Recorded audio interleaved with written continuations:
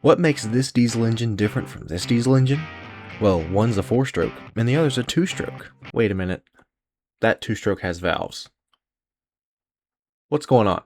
Well, today we're going to dive into how 2-stroke diesels work, all explained using LEGO.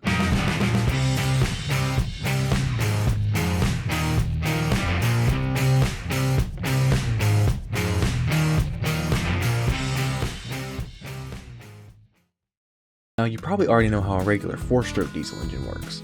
If not, you can check out my video on those, also explained using LEGO. But here's a quick refresher.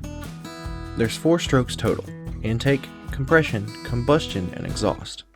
As the piston moves down, the engine draws fresh air. The piston rises, compressing the air.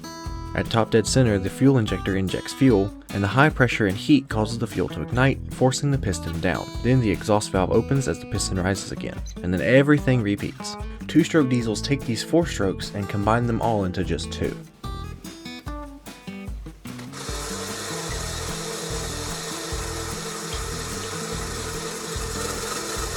At bottom dead center, the intake port is unblocked by the piston, and the compressor forces air into the cylinder. As with a 4-stroke diesel, there's no fuel in this air. Then the piston begins to rise, compressing the air inside the cylinder and heating it up. At top dead center, the fuel injector injects a fine mist of fuel, which mixes with the air, ignites, and expands, forcing the piston down. Now here's where the valves come in. At around bottom dead center, just a little bit before, the valves open to let the burnt gases out. The compressor is providing pressurized air into the cylinder, which pushes these gases up and out the ports.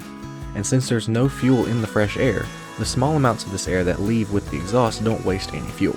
This process of using fresh air to push out burnt gases is called scavenging. Now the valves close, the piston rises, and the cycle continues.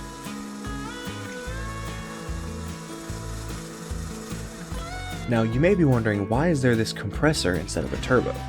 Well, it has to do with starting the engine. At the low RPMs of startup, a turbo wouldn't be spinning very fast, which won't provide much air, both for compression and cylinder scavenging. But since the compressor is providing a constant speed relative to the crankshaft, it's always providing enough air. And that's the basics of a 2-stroke diesel. Well, I hope you learned something new today. If you did, be sure to leave a like, subscribe if you haven't already, and leave a comment down below. Also, if you'd like to know how other types of engines work, check out the full playlist of these LEGO Explainer engines down in the description.